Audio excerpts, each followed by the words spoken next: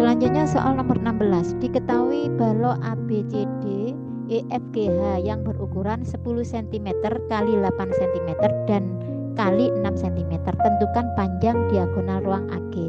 Anak-anak, kalau menghadapi soal seperti ini, kalian harus sketsa dulu baloknya. Ini sudah Ibu sketsa dulu baloknya ya.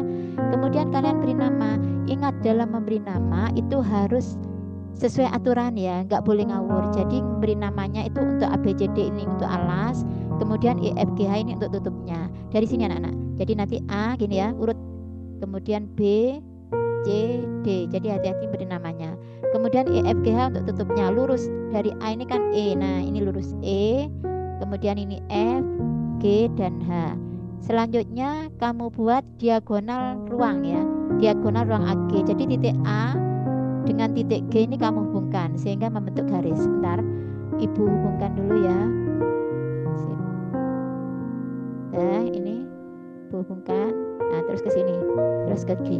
Nah, inilah diagonal ruangnya. Ini yang akan dicari nanti ya.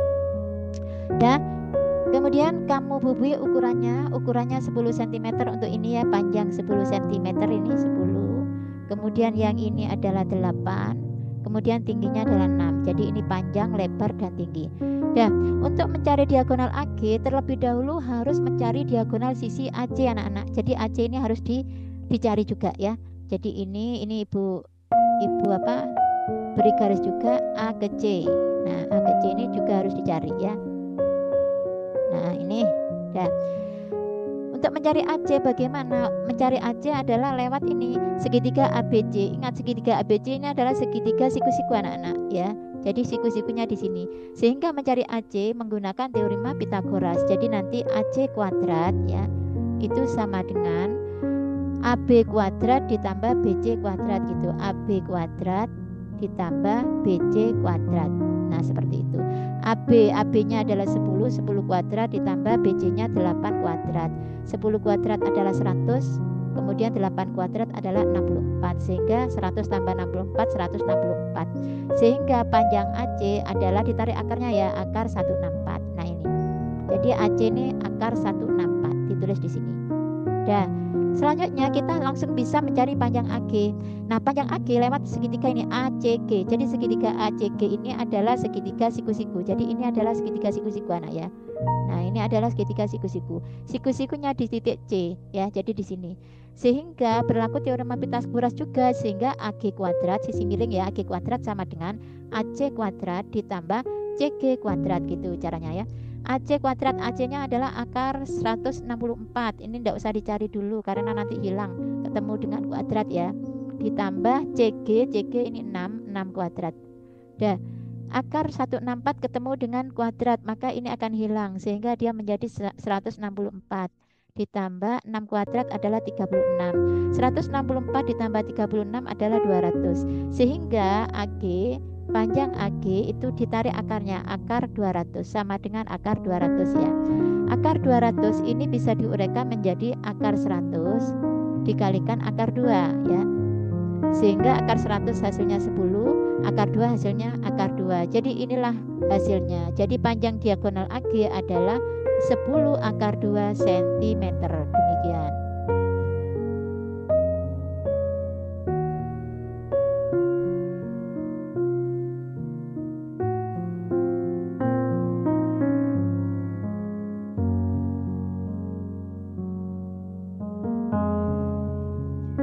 Selanjutnya Nana, ini tentang mengingat kembali sifat yang dimiliki tabung ya. Sebutkan sifat yang dimiliki tabung. Jadi ini soal sifat tabung. Kita ingat kembali anak-anak. Yang pertama kamu lihat tabung itu mempunyai berapa sisi. Jadi tabung yang pertama sifatnya itu memiliki 3 sisi ya, 3 sisi. Yang mana nanti 3 sisi itu terdiri dari ada alas ya, sisi alas, kemudian ada tutup, kemudian ada selimut tabung ya, selimut tabung, ada selimut ya. Nah, alas dan tutupnya ini nanti bentuknya apa? Lingkaran ya, lingkaran. Kemudian kalau selimutnya kalau dibentangkan nanti akan berbentuk persegi panjang ya. Nah, ini untuk sisinya. Kemudian yang nomor 2 untuk rusuknya. rusuknya ada berapa? Pada tabung rusuknya ada 2 ya. Rusuk ada pertemuan 2 sisi, itu namanya rusuk. Jadi rusuknya yang ini.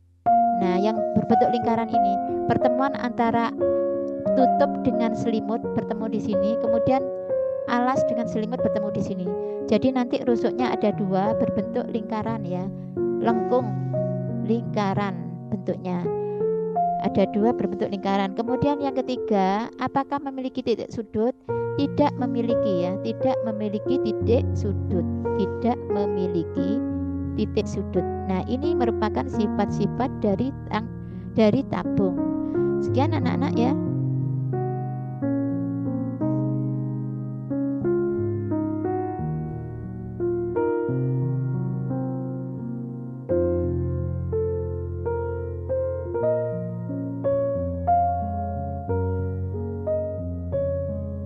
Untuk soal berikutnya, diketahui sebuah limas yang alasnya berbentuk persegi dengan panjang sisi 12 cm, tinggi limas 8 cm. Hitunglah luas permukaan limas.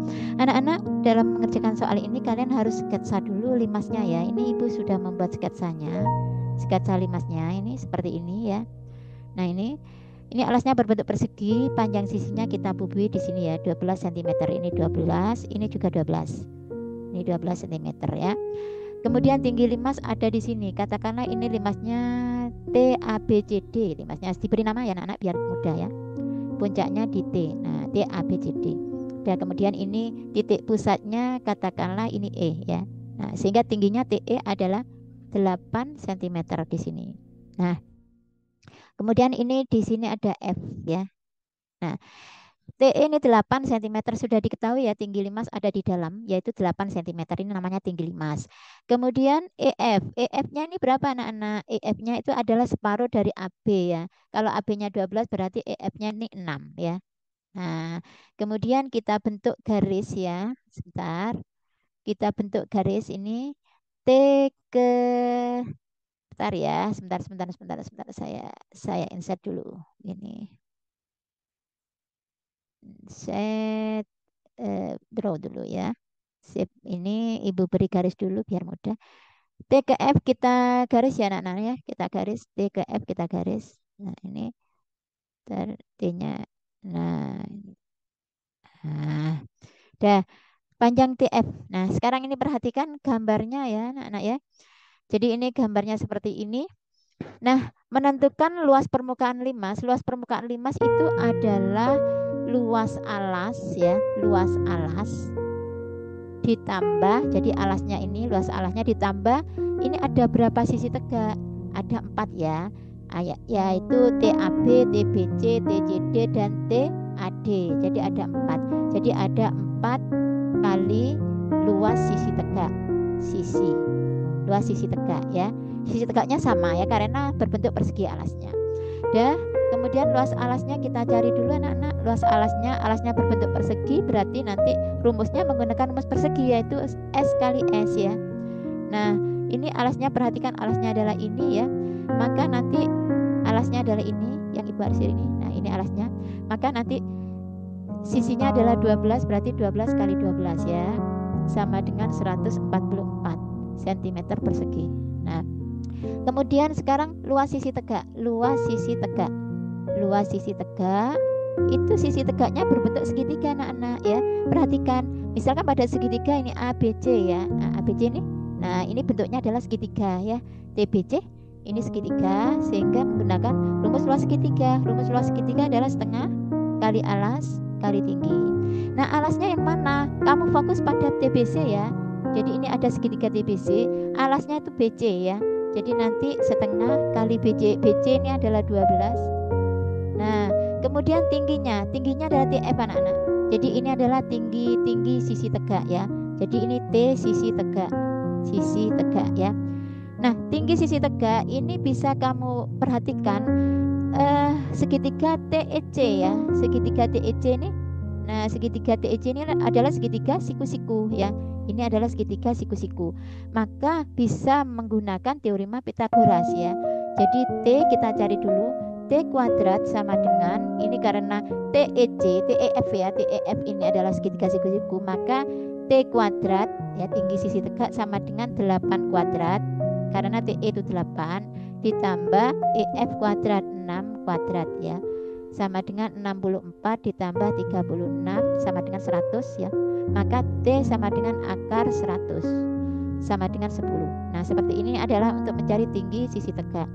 Dan kemudian ini tingginya kita pasang 10. Jadi tinggi sisi tegak dengan tinggi limas itu beda anak-anak. Kalau tinggi limas ini ya. Kalau tinggi sisi tegak yang ini.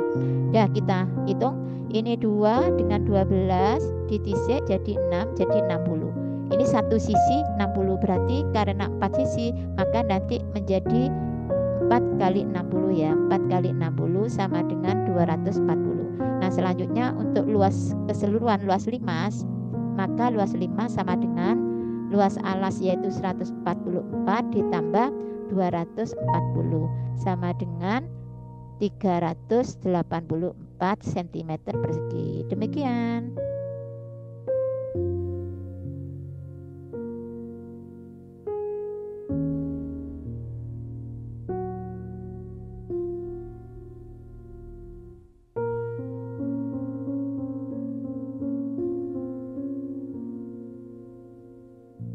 Baiklah, kita lanjutkan soal berikutnya. Data berat badan sekelompok balita adalah 16, 15, dan seterusnya. Ini ada 20 data anak-anak ya. Tentukan rata-rata, median, dan modus. Nah, untuk menentukan ini, rata-rata terutama, itu kalian harus menggunakan tabel supaya lebih mudah ya. Jadi dipakai tabel dulu, kita buat tabelnya ya. Tabelnya kita buat. Ini 3 ya, 3, kemudian ini. Nah, tabelnya ini. Nah, ini kita buat tabelnya dulu. Dari ya.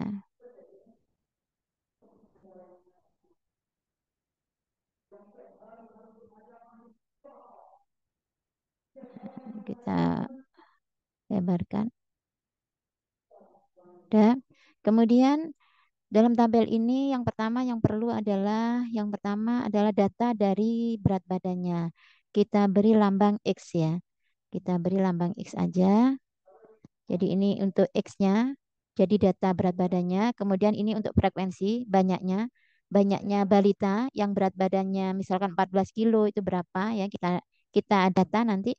Kemudian ini penting lagi adalah perkalian frekuensi dan X. Jadi banyaknya balita dan berat badannya nanti dikalikannya. Soalnya ini untuk mencari rata-rata anak-anak ya. Nah, sekarang kita data dari berat badan ini ya. Maka kisaran nilainya adalah terendah adalah 14 ya. Kemudian tertinggi 20. Kita tulis di sini. 14 kilo, kemudian 15, 16, 17, 18 ya. 19 sampai 20. Nah, di bawahnya itu jumlahnya nanti. Jumlahnya kita lihat ya. Nah, kemudian frekuensinya maksudnya banyaknya balita yang beratnya 14 kilo. Kita data di sini, kita cari yang 14 kilo satu ya. Kemudian 2. Ini ada 2 ya. Ada 2 anak balita. Kemudian yang 15 kilo kita cari 1, 2, 3, 4, 5. Ada 5 ya. Kemudian yang 16 kilo 1, 2, 3. Ada 3. Yang 16 kilo ada 3. Kemudian yang 17 1, 2, 3. 17 juga ada 3 ya. Kemudian 18 1, 2, 3. 18 juga ada 3. Kemudian 19 1, 2. Yang 19 itu ada 2 ya. Kemudian yang 20 itu juga ada 2, 1, 2 ya. Nah, kalau sudah tercatat semua, baru kita kalikan nanti. 14 kali 2 berapa? 28 ya. Ini gunanya untuk menghitung rata-rata anak-anak ya. 15 kali 5 itu 75. Jadi kita 16 kali 3 48 ya. Kemudian 17 kali 3 51. 18 kali 3 54. 19 kali 2 38. Dan 20 kali 2 40. Nah, kemudian kita jumlah. Frekuensinya ini harus sesuai dengan banyaknya balita. Di sini banyaknya balita adalah 20 ya. Jadi ini di jumlah yang frekuensi 2 tambah 5, 2 tambah 5, 7, 10, 13, 16 ya. Tambah 2, 18, tambah 2, 20. Cocok ya, 20. Kalau ini tidak cocok berarti keliru kita memasukkan datanya. Kemudian untuk jumlah perkaliannya kita jumlah 8 tambah 5, 13, tambah 8, 21, tambah 1, 22, 26, 26, 34 ya. Ini 4, simpan 3, 5, 5 tambah 7, 12, 16, 26, 29, 34, 33 ya. 33. Nah, ini jumlahnya. Nah, baru kita bisa menghitung rata-ratanya. Rata-rata itu rumusnya adalah jumlah fx ya, jumlah fx, f kali x, frekuensi kali data dibagi jumlahnya frekuensi ya, jumlahnya frekuensi. Ini rumusnya ya. Jumlah fx adalah ini 334, 334 dibagi jumlah frekuensinya 20. Nah, ini sehingga diperoleh 16,7 ya. Nah, ini. Jadi rata-rata berat balita adalah 16,7 kilogram. Sekarang untuk median. Median artinya nilai tengah anak-anak. Median itu artinya nilai tengah. Nilai tengah dari data ya. Bagaimana cara mencarinya nilai tengah? Nilai tengah itu bisa dicari dari ini berangkatnya. Kan frekuensinya banyaknya balita kan 20. Berarti nanti nilai tengahnya ada pada data 20 dibagi 2. Jadi 20 dibagi 2 itu berapa? 10. Berarti nanti nilai tengahnya ada pada data 10, data ke-10 dan data ke-11 nanti dibagi 2. Ini memang sudah rumusnya ya. Nah, data ke-10 ini kita lihat dari frekuensinya ya. Ini dari ini 2 ditambah 5, 7 tambah 3, 10. Berarti nanti berada di sini nanti. Anunya apa? Nilai tengahnya. Nilai tengahnya ada di sini ya. Jadi ada di sini. Berarti antara 16 dan 17. Sehingga bisa diperoleh 16 ditambah 17 per 2. Sehingga datanya adalah 16,5. Inilah nilai tengahnya atau mediannya. Jadi cara mencari median seperti itu. Jadi dibagi 2 datanya itu ya. Kemudian untuk modus, kalian ingat modus adalah data yang sering muncul ya. Data yang sering muncul ya. Yang sering muncul. Nah, dari berat badan itu, data berat badan, mana yang sering muncul? Yaitu kita lihat frekuensinya lagi. Jadi frekuensi selalu dilihat ya. Yang paling besar frekuensinya yang mana? Jadi yang sering muncul itu maksudnya yang frekuensinya paling besar. Yang ini kan 5. Berarti datanya yang sering muncul adalah 15 kilo. Jadi nanti modusnya adalah 15 kilogram. Jadi yang banyak, balita yang banyak itu beratnya 15 kilogram. Banyak yang 15 kilo. Jadi seperti ini. Demikian.